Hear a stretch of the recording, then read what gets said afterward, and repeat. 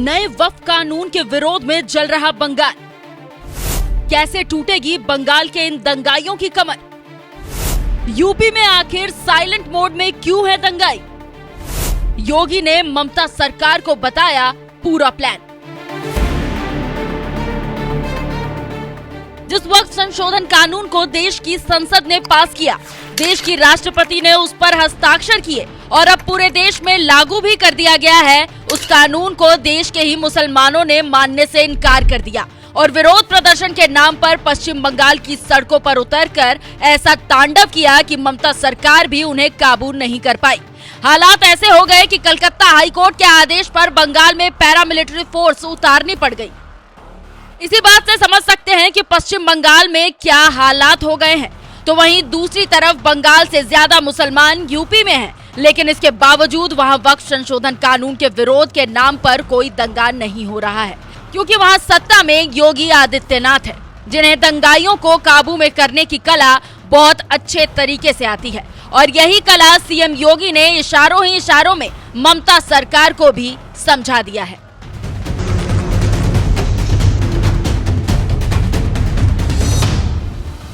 दरअसल साल 2020 में जब मोदी सरकार नागरिकता संशोधन कानून लेकर आई थी, तो मुसलमानों ने इसका भारी विरोध किया था। यहाँ तक कि यूपी को भी नहीं बख्शा गया था। लेकिन यूपी की सत्ता संभाल रहे योगी आदित्यनाथ ने भी इन दंगाइयों को सबक सिखाने के लिए चौक चौराहे पर उनके पोस्टर लगवा दिए और उन्हीं से नुकसान की भरपाई भी करवाई थी, जिसका असर आज भी देखने को मिल रहा है। यही वजह है कि वक्फ संशोधन कानून के विरोध के नाम पर यूपी में कहीं से भी दंगे की कोई खबर नहीं आ रही है, जबकि यूपी में सबसे ज्यादा मुसलमान है, लेकिन इसके बावजूद यूपी शांत है। तो इसकी सबसे बड़ी वजह योगी सरकार की सख्ती है, जो कानून का पालन करवाना अच्छी तरह से जानती है। आज आप देखते होंगे उत्तर प्रदेश के अंदर कहीं जाते होंगे, कहीं गंदगी नहीं दिखती होगी, अव्यवस्था नहीं दिखती होगी, अराजकता नहीं दिखती होगी, दंगा नहीं दिखता होगा, अनावश्यक शोरगुल नहीं दिखता होगा।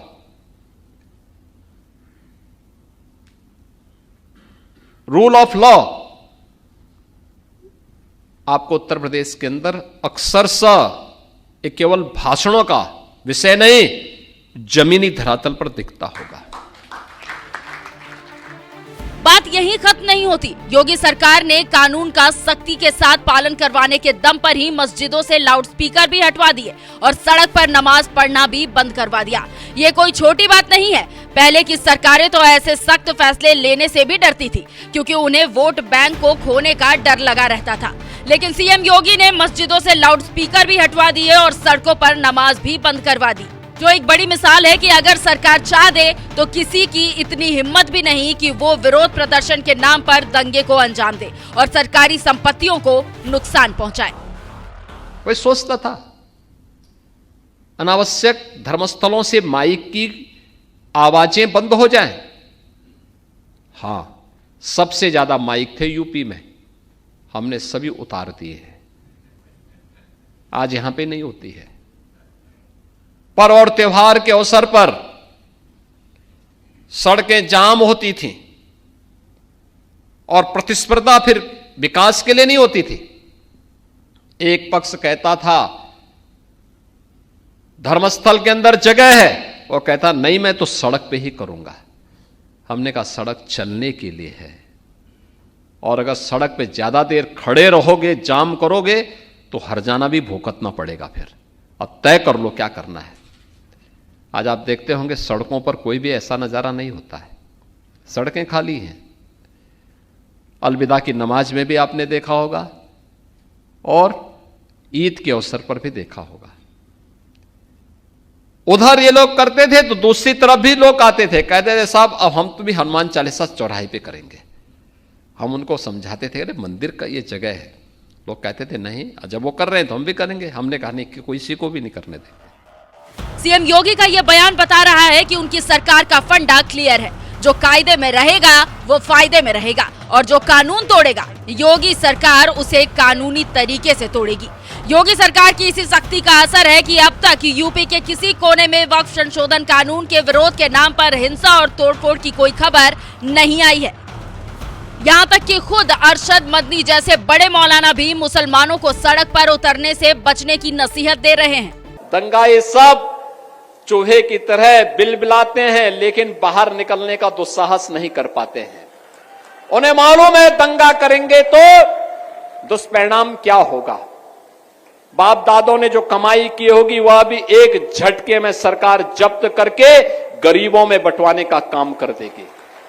अपनी इस बात को आवाम तक पहुंचाना चाहता हूं कि हम किसी भी मसले के अंदर सड़कों के ऊपर नहीं आते, और हम ये समझ रहे हैं कि सड़कों के ऊपर आना मुसलमान के लिए मुफीद भी नहीं है। हमारी लड़ाई गवर्नमेंट से है, हम कोर्ट में जाते रहे हैं, आसाम के मसले के अंदर कोर्ट में गए हैं, खुद जो मुल्की मसाइल हैं इनके अंदर गए हैं, और हमें अल्लाह के फजल व करम से सुप्रीम कोर्ट से पूरे हुकूक मिले हैं। हम इस अपने नजरिए के साथ आ रहे हैं और सुप्रीम कोर्ट में गए हैं कि अल्लाह अगर चाहेगा तो इंशाअल्लाह हम यहाँ जीतेंगे, इसलिए कि दस्तूर के अल्फाज बिल्कुल खुले हुए हैं। हम इस दस्तूर के साथ आएंगे, इन दफात के साथ आएंगे तो इंशाअल्लाह हम कामयाब होंगे। योगी सरकार की सख्ती और मौलाना का ऐलान बता रहा है कि यूपी में वक्फ संशोधन कानून के नाम पर हिंसा और आगजनी के लिए कोई जगह नहीं है। सैयद उजमा परवीन जैसी कांग्रेस नेता सड़क पर विरोध प्रदर्शन करने के बारे में सोच ही रही थी कि पुलिस प्रशासन ने उन्हें 10 लाख का नोटिस थमा दिया। जैसे कि आपको पता है कि वक्फ बोर्ड का बिल लाया गया और यहाँ उत्तर प्रदेश सरकार ने हाई अलर्ट जारी कर दिया और फोर्स हमारे घरों में भेजी गई, नोटिस दी गई। हमें किस बात की नोटिस दी आपने मुझे? क्या मैंने कौन सा जुर्म किया है? क्या मैं आपको अपराधी नजर आती हूँ? कि आपने फंडामेंटल राइट्स के लिए लड़ना ये अपराध है? क्या कॉन्स्टिट्यूशन के दायरे में रहकर अपनी आवाज उठाना ये अपराध है? मुझे अफसोस है कि उत्तर प्रदेश सरकार जिस महिला सुरक्षा की बात करती है वो बिल्कुल फेल है इस मामले में, और एक महिला को प्रताड़ित किया जा रहा है, उसके घर पर नोटिस भेजी जा रही है, उसे परेशान किया जा रहा है। किस लिए? कि मैंने वक्फ बिल के खिलाफ आवाज उठाई, मैंने उसका विरोध किया, मैंने अपना विरोध जताया, इसलिए आपने मुझे नोटिस भेजी। और अगर मैंने हमेशा इंसानियत के लिए काम किया है, चाहे वो किसी भी मजहब का मानने वाला हो, मैंने हमेशा जुल्म के खिलाफ आवाज उठाई है और आज भी मैं जुल्म के खिलाफ आवाज उठा रही हूँ, क्योंकि ये हमारे फंडामेंटल राइट्स छीने जा रहे हैं, ये हमारे हनन है, हमारे अधिकारों का हनन है और हम अपने अधिकारों के लिए जरूर लड़ेंगे। वक्फ संशोधन कानून को लेकर योगी सरकार ने पहले से ही जो सख्ती दिखाई थी उसका असर ये रहा कि यूपी में इसके विरोध में कहीं कोई हिंसा नहीं हुई और न ही सड़क पर कोई विरोध प्रदर्शन हुआ, जबकि पश्चिम बंगाल के हालात कैसे हैं ये तो पूरा देश देख ही रहा है। यहाँ मुर्शिदाबाद जैसे जिलों में भड़की हिंसा में 3 हिंदुओं की जान चली गई और सबसे बड़ी बात तो ये है कि इन दंगाइयों से सख्ती के साथ निपटने की बजाय सीएम ममता बनर्जी ने ऐलान कर दिया कि हम वक्फ संशोधन कानून बंगाल में लागू नहीं होने देंगे। हालांकि संविधान की माने तो कोई भी राज्य संसद से पास कानून लागू करने से इनकार नहीं कर सकता, और अगर ऐसा किया भी तो केंद्र सरकार राज्य में आपातकाल लगा सकती है। बहरहाल आपको क्या लगता है, क्या ममता सरकार को भी बंगाल में दंगा रोकने के लिए योगी सरकार की तरह एक्शन लेना चाहिए? अपनी राय हमें कमेंट कर जरूर बताएं। साथ ही ममता राज में बंगाल की हालात क्या हो गई है वहाँ के हिंदुओं से सुन लीजिए। हम लोग राष्ट्रपति शासन चाहते हैं। यहाँ अराजकता चलता है, यहाँ गुंडागर्दी चलता है। हर शुक्र जब भी कोई जुलूस होता है, शुक्रवार नमाज के बाद इधर आतंक फैलाया जाता है। पुलिस ने तोड़ दिया है, उधर तो जला भी दिया है, इधर बाइक वाइक जो भी था सब जला दिया है। इधर जो पार्क था एसीमर है लॉज, ये भी तोड़ दिया है।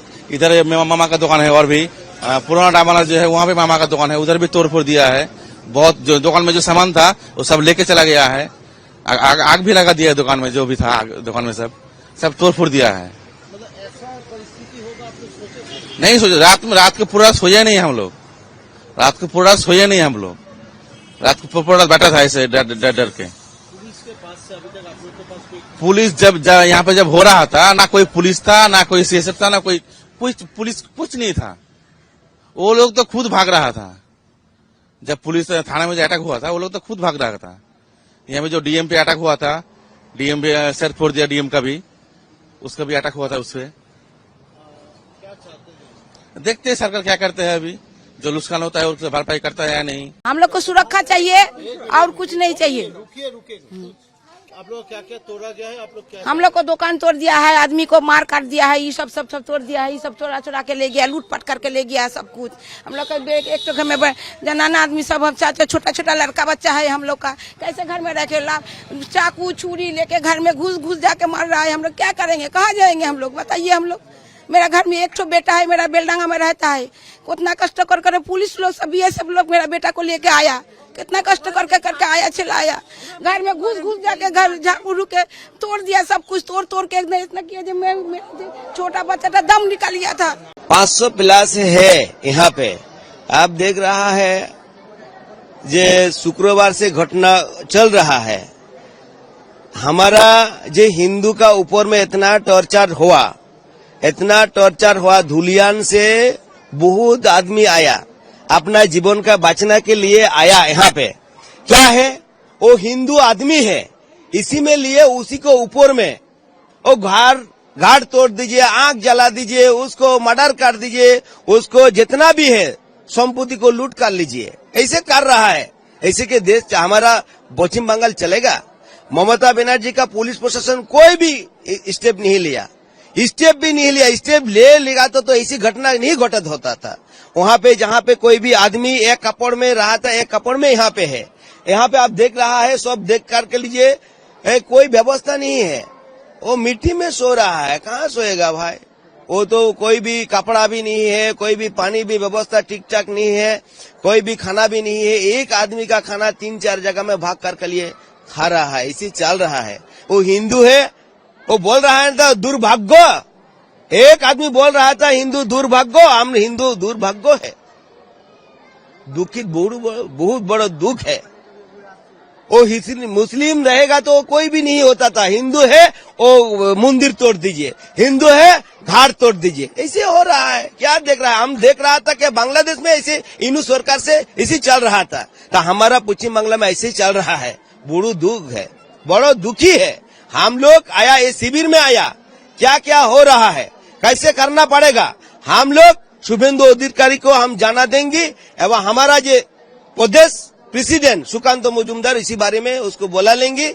हमारा उसी से चला जाएगा, स्वराष्ट्र मंत्री से, प्रधानमंत्री से चला जाएगा, क्या व्यवस्था करना पड़ेगा। हिंदू आदमी को बचाना पड़ेगा, घर को लिए जाना पड़ेगा। कितना पैरामिलिट्री लगेगा, जितना लगेगा इतना देना पड़ेगा, जितना बीएसएफ लगेगा इतना देना पड़ेगा। इसको बारे में हम लोग रहेंगे, आज है, सब दिन में रहेंगे।